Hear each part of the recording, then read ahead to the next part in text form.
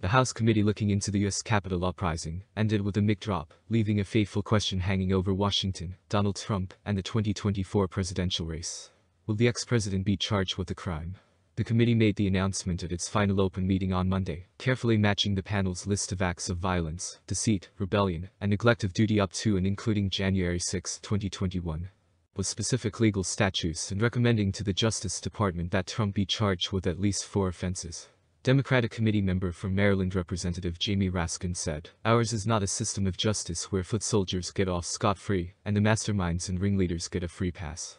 Although the panel provided what it called a roadmap to justice, it lacks the authority to prosecute Trump, and its decisions are not enforceable by the Justice Department.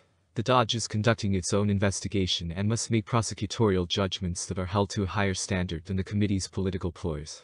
There isn't much established case law related to the alleged offenses.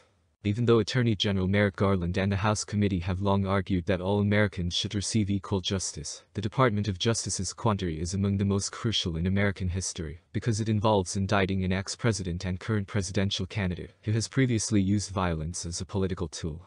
A more general question about Trump's wild careers in business and politics has now been framed in the most urgent way by the committee. Will he ever be held accountable for his rule-breaking behavior?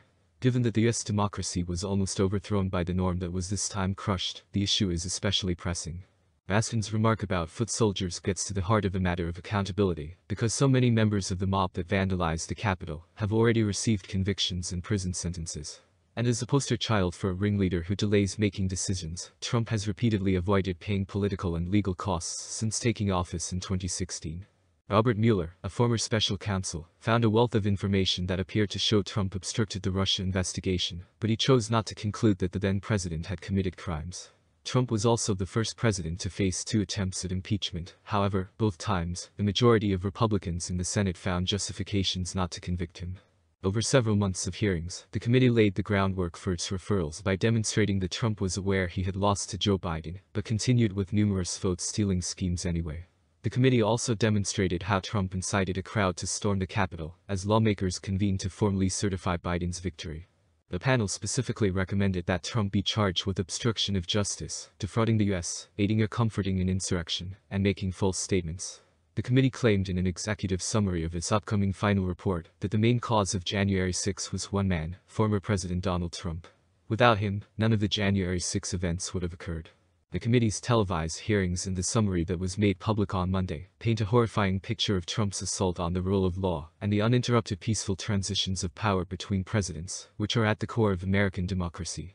According to the committee, it is illegal to corruptly obstruct, influence, or hinder any official proceeding or attempt to do so.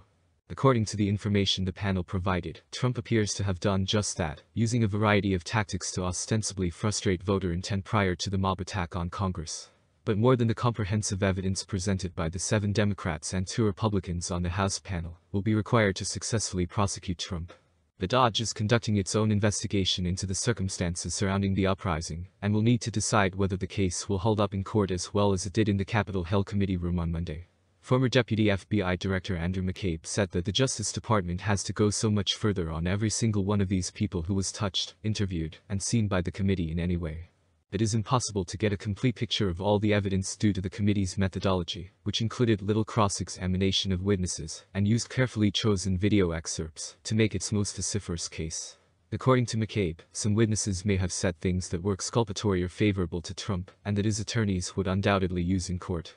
Trump's attorneys would go through every word of this. That is their job, that is their right, according to Eli Honig. They will search for any discrepancies and any justification to criticize the potential witnesses who might testify against them, preferably in court. Defense attorneys work in that capacity. Because of the nature of the insurrection and the involvement of a former president, this case presents unique challenges for the Justice Department. By reframing Trump's true intentions and clouding the issue of what he truly believed about whether or not there was fraud in the 2020 election, a strong defense team may attempt to stymie an investigation. They might also argue that he was simply exercising his First Amendment right to free speech when he exhorted supporters to fight like hell to save their nation. After taking into account the likely focus of Trump's defense, Special Counsel Jack Smith and Garland would need to be certain before filing charges that there was a significant likelihood of obtaining a conviction. The most serious referral, accusing Trump of encouraging an uprising, would probably be met with a First Amendment defense, according to Rod Rosenstein, who served as Deputy Attorney General in the Trump Justice Department. The department would have to demonstrate that the president's remarks were intended to stir up impending illegal activity. To put it another way, they would have to show that he actually intended for a mob to engage in violent behavior. To prosecute him on that charge would be difficult because of that, according to Rosenstein. Even though the Select Committee's recommendation that the former president be indicted is supported by a mountain of evidence, it is unlikely that the Dodge's prosecutors will be swayed by this recommendation.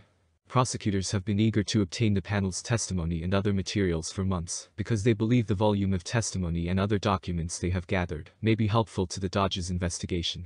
It's difficult to say whether Monday's events will add to the Dodge's already heavy load of investigating Trump, which grew when he announced his 2024 bid last month. However, if Garland disregarded numerous referrals, he would undoubtedly enrage Democrats who already believe the department has been too slow to go after Trump.